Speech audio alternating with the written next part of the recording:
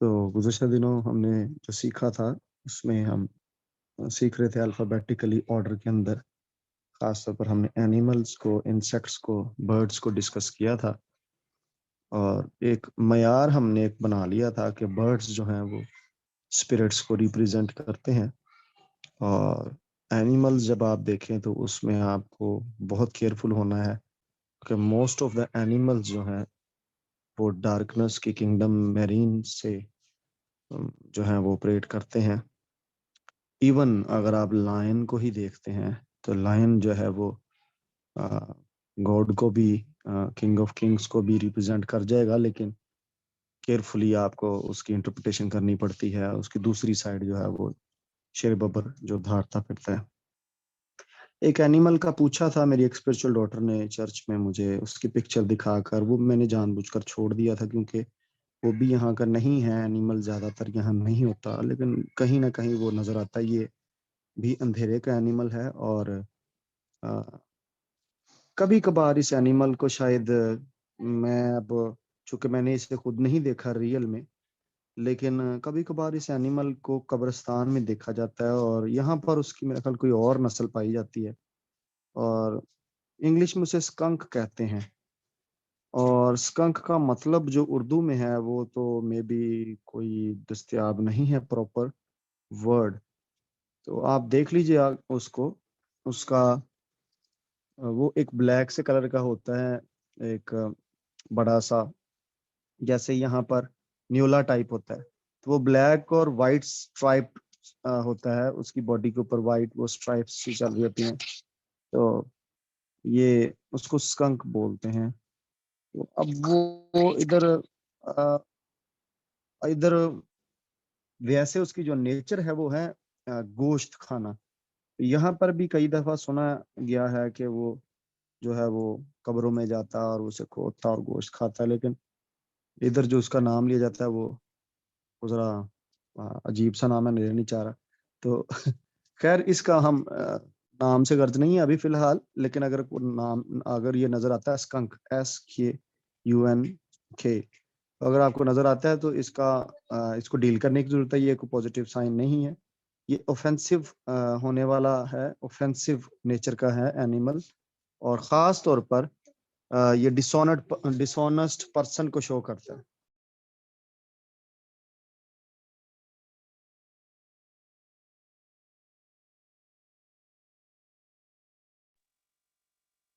ये dishonest person को show करता है।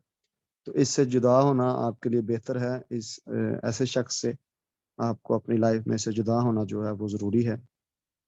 वास की किताब को पढ़िएगा, उसके 10वें बाब की पहली आयत को पढ़िएगा। ये अगर आप इसके और डेप्थ में जाएंगे स्कंक की, तो वो आपको मतलब आपको केयरफुल होकर इसके बारे में और स्टडी करनी है, ताकि आप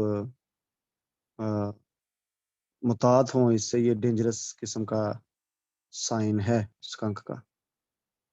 तो ज़्यादा नहीं इस पर बताऊंगा, इतना काफ़ी है। ये चूंकि अमेरिका वाली साइड पे ज़्यादा पाया जाता है, इसलिए शायद। हाँ जी, कब्र वाला जानवर भी होता है, बता रहा था मैं इसके बारे में। तो ये ठीक नहीं है ये साइन किसी सूरत में भी। आज हम जो देखना चाहते हैं वो है, आज हम देखना चाहते हैं कि अगर आपको बिल्डिंग्स में से कुछ नज़र आता है, जैसे कंस्ट्रक्शन एरिया में से कुछ नज़र आता है, कंस्ट्रक्टेड बिल्डिंग्स हों, कंस्ट्रक्टेड रूम्स हों, या कुछ बिल्डिंग का कोई पोर्शन हो, तो या कुछ ऐसी इमारत हों, जैसे इमारतें सॉरी जो अम, जैसे कि हॉस्पिटल बिल्डिंग है, जैसे कि कॉलेज होता है, स्कूल होता है, एयरपोर्ट्स होते हैं, इस तरह से। तो हम इनको देखते हैं, जगहों को भी हम देखेंगे साथ साथ, और इनके हम मतलब देखते हैं कि इनकी इंटरप्रिटेशन मुमकिन क्या हो सकती है। तो सबसे पहले मैं ए से ही शुरू करूंगा। फिर एयरपोर्ट अगर आपको नजर आता है तो एयरपोर्ट वेटिंग का निशान है, प्रिपेयरिंग का निशान, अपने आप को तैयार करें। ये रेडी रहने का निशान होता है और डिले और लेट से बचने का निशान होता है। खासतौर पर ट्रैवल के लिए रेडी रहने का और मिनिस्ट्री के लिए या किसी चेंज के लिए रेडी रहने का आपके लिए ये निशान होता है। तो आप उसके लिए तैयार रहेंगे। मिनिस्ट्री के लिए शायद आपको, या टेरिटोरियल फ्रीडम देना चाहता है खुदा आपको, शिफ्ट देना चाहता है आपको किसी और जगह पर। पहला पतरस तीसरे बाब की 20वीं आयत को, यिर्मयाह 23-22 को पढ़िएगा। उसके बाद एक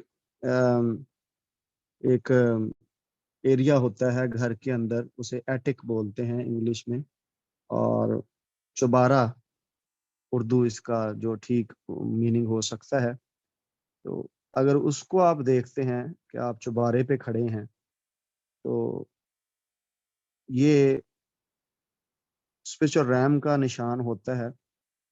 और अगर ये पॉजिटिव है मेनली, तो रूहानी आलम का एक निशान है, ये एक डायमेंशन है कि आप रूहानी आलम में खुदा आपको अब शायद उतार रहा है, खोलना चाह रहा है आप पर। लेकिन अगर आपको वो डस्टी नजर आता है, वो चुबारा आपका, अब जूम किस चीज पर करवाया गया फोकस, तो उसमें फिर अगर डस्ट आपको नजर आती है, तो ये केयरफुल होने वाली बात है। इसका मतलब होता है कि ऐसी मेमोरीज जो स्पिरिचुअल रैम में आपके साथ फाइट कर रही हैं, जो आपके माजी से हैं, मेमोरीज होती हैं माजी से, लेकिन वो फाइट कर रही हैं, वो आपके रूहानी आलम में आपके आपके आपके आइंदा आने वाली जो विजन्स हैं, उनको वो पोल्यूटेड कर रही है।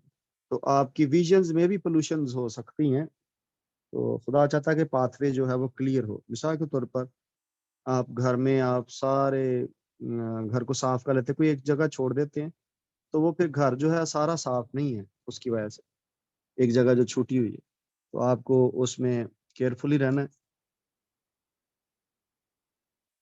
तो इसका गुड और बैड दोनों ही इसका हो सकते हैं, मतलब हो सकते हैं। उसके बाद आप लिख लेंगे, आपको याद है कि पीटर जो था वो इसी तरह से घर के इसी एरिया में से वो विजन में उठाया गया था, इमाल की किताब 10वें बाब में। तो ट्रांस में वो चला गया था। तो ये स्पिरिचुअल रैम की अप्रोच का साइन है, वहां से इसकी इंटरप्रिटेशन को लिया गया। तो फिलिपियो 3:13 भी पढ़ लीजिएगा। बालकनी अगर आपको नजर आती है, बालकनी ऊपर वाले बरामदे को कहते हैं, उसको बरामदे को बोला जाता है। बालाखाना के ऊपर जो बालकनी होती है उसको बोला जाता है। तो अगर वो आपको नजर आता है, तो ये भी स्पिरिचुअल रैम का निशान है, स्पिरिचुअल ओवरसाइट का निशान है, व्यू पॉइंट है स्पिरिचुअली, के चीजों के ऊपर नजरसानी के लिए खुदा चाहता है कि आप नजरसानी करना शुरू करें, रूहानी आलम में फोकस करना शुरू करें। अभी थोड़ी देर पहले आप लोग दुआ कर रहे थे, तो मुझे आ, उस टाइम में पाकिस्तान के एक सीनियर खादम के साथ बात करने का मौका मिला हुआ था। वो बात उन्होंने खुद मुझे मैसेज किया मैसेंजर पर, तो मुझे उनको टाइम से रिप्लाई करना था, क्योंकि इस तरह के खादमी जो होते हैं वो बहुत कम आपको अप्रोच करते हैं।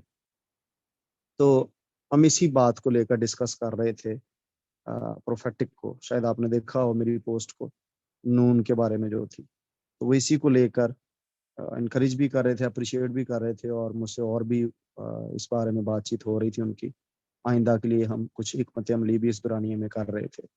जो मेरा माइक तो म्यूट था, लेकिन मैं सुन भी रहा था आप लोगों के साथ। तो इस तरह से मल्टी चलना पड़ता है खुदा की खिदमत करते हुए। तो आपको, मैं आपके साथ भी कनेक्टेड था, मैं वर्ड स्टडी भी कर रहा था, मैं उस मैन ऑफ गॉड के साथ भी कनेक्टेड था। तो इस तरह से मैं हम इन्हीं बातों को लेकर, स्पिरिचुअल रैम की अंडरस्टैंडिंग की, व्यू पॉइंट्स को लेकर डिस्कस कर रहे थे। तो बालकनी में अगर आपको खुदा खड़ा करता है, तो इसका मतलब है कि आप रेडी हो, कुछ खुदा आपको स्पिरिचुअल रैम में दिखाना चाहता है, उसके लिए तैयारी पकड़ें।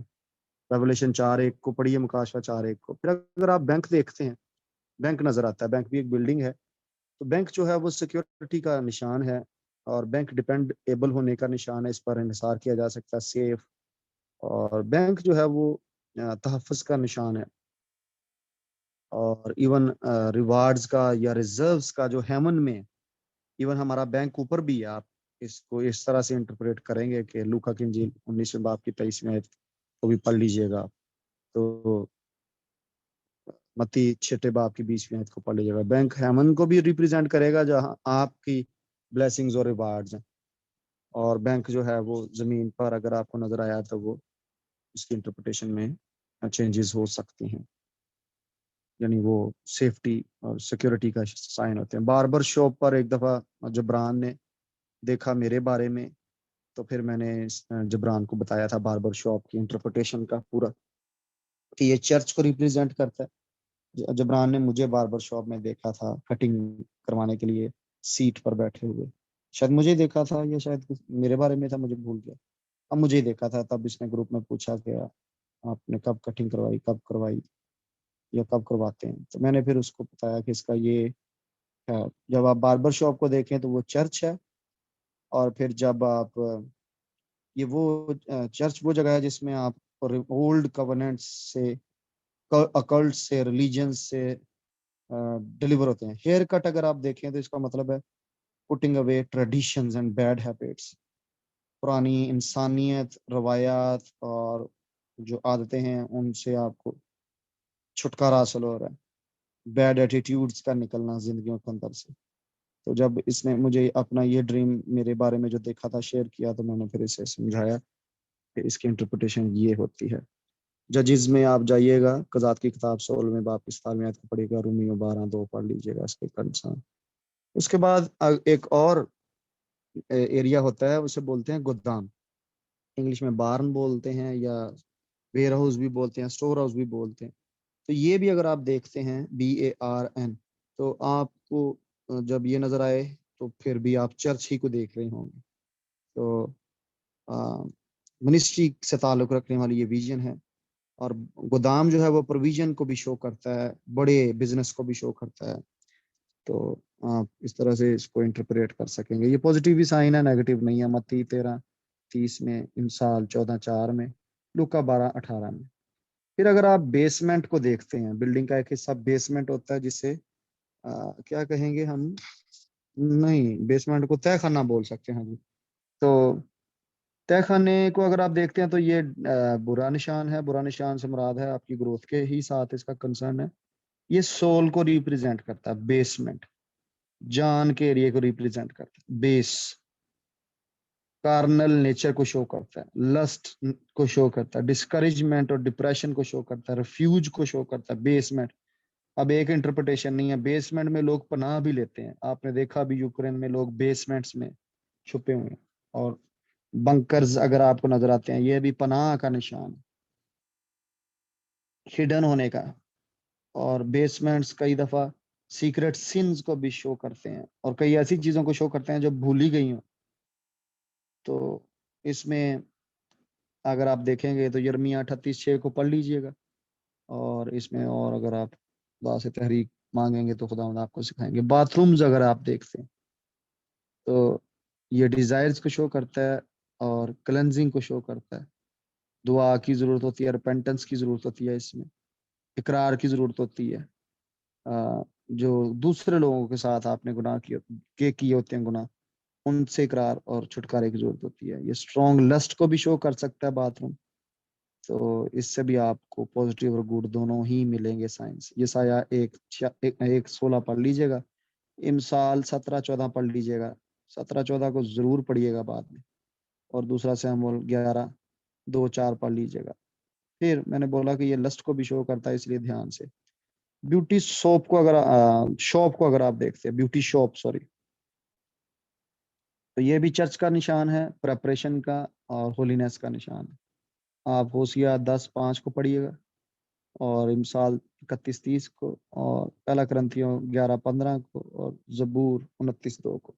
बेडरूम अगर आप देखते हैं तो बेडरूम में पहला साइन उसका आपको लेना है रेस्ट का। अगर आप देखते हैं रेस्ट आ सकती है खुदा की तरफ से आपके ऊपर, और सल्वेशन का भी साइन है ये। और फिर खुदा चाहता है आप मेडिटेट करें, मेडिटेशन का भी साइन है ये। फिर इंटीमेसी का निशान है ये, कुर्बत का, दूल्हा दुल्हन की रिलेशन का एक साइन है, प्राइवेसी का, पीस का, कवनेंट का। और अगर आप मैरिड हैं तो फिर तो खुदा का इशारा हो सकता है कि दो तरफ से हो सकता है। फिजिकली में हो सकता है कि आप अपनी मैरिज लाइफ को टाइम दें। दूसरा हो सकता है स्पिरिचुअली, हो सकता है कि आप अपने खुदा के साथ इंटीमेट फेलोशिप पर ध्यान दें। अगर आप खुदा के लोग नहीं हैं और बेडरूम आपको नजर आता है, तो फिर आपको एडल्ट्री से बचने का ये साइन है कि ईवल कवनेंट कोई आपके खिलाफ बांधा गया है कि आप एडल्ट्री से बचें। स्पिरिचुअल एडल्ट्री भी एडल्ट्री होती है, उसमें स्पिरिचुअल हस्बैंड्स या वाइफ्स जो हैं, और ख़ास तौर पर चलें ये डीप हो जाएगा, अभी फिलहाल इधर ही वो डिमोनोलॉजी में जाकर आपको सिखाऊंगा मैं कभी। तो जबूर 4 4 पढ़ लीजिएगा, जबूर 139 8 पढ़ लीजिएगा, यसाया 28 18 पढ़ लीजिएगा, 18 19 20, इब्रानियों 13 4, याकूब 4 4 पढ़ लीजिएगा। अगर आपको फ्रेम सिर्फ नजर आता है बिल्डिंग का, तो आपको अपनी जिंदगी पर ध्यान देने की जरूरत है। और अगर आपको आप जिस घर में रहते हैं, या कोई ऐसा घर जिसमें आप रहते थे आपको नजर आया और उसकी खिड़कियां और दरवाजे नहीं हैं, तो ये एक्सपोज होने का निशान है कि आप सेफ नहीं हैं। सेटन आपके घर में, चोर आपके घर में दाखिल हो सकता है, और जंगली दरिंदे जानवर, और वो सारे इंट्रूडर्स आ सकते हैं इजीली जिनको आप नहीं चाहते। तो आपको इसमें केयर करनी है। अगर आपको फ्रेम नजर आता है स्ट्रक्चर, तो इसका मतलब है कि आपका घर कंप्लीट नहीं है, अंडर कंस्ट्रक्शन है। और अगर आपको लगे लगाए घर के दरवाजे मिसिंग हैं, खिड़कियां मिसिंग हैं, तो ये डेंजरस साइन है, आपको इस पर वर्कआउट करनी है। बस स्टेशन भी मिनिस्ट्री के प्रिपरेशन का या ट्रैवलिंग का साइन है कि आप रेडी रहिए, ताकि आप आगे किसी मिनिस्ट्री में या किसी ट्रैवलिंग में आप एंगेज हो सकते हैं। कैफेटेरिया अगर आपको नजर आता है, हाँ सुने ध्यान से, पासपोर्ट दोनों ही उसकी हो सकती हैं। पासपोर्ट एक नेशनलिटी को शो करता है, और एक टेरिटोरियल परमिशन को शो करता है। लेकिन अगर आपका वीजा लगता है, तो ये पॉजिटिव और नेगेटिव दोनों में आएगा। और खास केयरफुल हो, अगर आपको ऊपर नीचे ऐसे ड्रीम्स आ रहे हैं, मिसाल देता हूँ कि वीजा भी लग गया और फिर साथ आपको ऐसा ड्रीम आ गया जिसमें कोई दरख्त कट गया, अगर आप खुदा के लोग हैं, साथ उसके एक और ड्रीम ऊपर आ गया आपकी शादी भी हो गई, आप शादीशुदा हैं और फिर शादी होगी, साथ ऊपर ड्रीम आ गया कि आपकी घर की चारपाई भी उल्टी है, तो इट इज कंफर्म्ड कि आप डेथ अटैक आप अंडर अटैक। अब आपने देखा, मैंने 3 4 इकट्ठे बोले हैं साइंस। वीजा लग गया, ओके, ये साइन है कि आप अब इंतकाल करेंगे। इंतकाल से मुराद है आप ट्रांसफर होंगे कहीं पर। वीजा लगा आपका, आप एक टेरिटरी से दूसरी तक जाने लगे हैं। वीजे का मतलब है किसी और टेरिटरी ने आपको अब परमिशन दे दी कि आप उधर आ जाए। फिर आपको ऊपर से आ गया, अगला ड्रीम आ गया, ट्री है और वो काटा गया, आपके घर में लगा हुआ है तो वो काटा गया, या चर्च में लगा हुआ है और आपकी चर्च में कोई रिस्पॉन्सिबिलिटी है और आप ही को ड्रीम आया, तो यू गेट रेडी कि आप अब जाने वाले हैं। और आपको डेथ अटैक से, अगर आप प्री मेच्योर हैं, आपकी उम्र नहीं है अभी पूरी, तो आप उसको काउंटर करें। फिर आपने ड्रीम देख लिया आपकी शादी हो गई है, शादीशुदा हैं आप और फिर आपकी शादी होगी, इट्स ए डेंजरस साइन, ये डेथ अटैक है। और फिर आपने देखा कि, अब ये मैंने क्यों बोले हैं, क्योंकि ये सारे ड्रीम्स ऊपर नीचे मेरे अपने जिस्मानी बाप को आए थे, और उन्होंने ये शेयर किए थे गालबन मेरी माँ के साथ भी, और कुछ तो मैंने रिटर्न में देखे, उनके रिटर्न में थे। तो लास्ट डेज में उनको ये आए, it was a death attack. वो उसी वीक में वो खुदा के पास चले गए, जाते रहे। तो आपको इसमें केयरफुल होना है कि सारे वीजा लग गया तो लोडियां पानी ना शुरू कर देना, तो मेरी शादी होने जनाब ख्वाब दे विच, इट्स डेथ अटैक, आपको इसको काउंटर करना है। आगे चलता हूँ। तो कैफेटेरिया अगर आप देखते हैं, तो कैफेटेरिया सर्विस, खिदमत को शो करता है, खिदमत को शो करता है, चर्च में खिदमत को, टीचिंग मिनिस्ट्री को, या किसी भी मददगार की मिनिस्ट्री को शो करता है ये, जो हेल्प मिनिस्टर्स होते हैं ना चर्च में, उनकी। मत्ती 5:35 को पढ़िएगा। अगर आप देखते हैं, मत्ती 25:35 को पढ़िएगा, सॉरी। अगर आप देखते हैं दारुल हुकूमत को, तो अपने मुल्क के, तो ये पूरी गवर्नमेंट को शो करता है, स्पिरिचुअल गवर्नमेंट को शो करता है। और सम टाइम अगर आप का कंट्री जो है वो स्टेबल नहीं है, तो ये करप्शन को शो करता है, अब्यूसिव कंट्रोल को शो करता है। और इसके लिए आप लूका की इंजील 22:25-26 पढ़िएगा।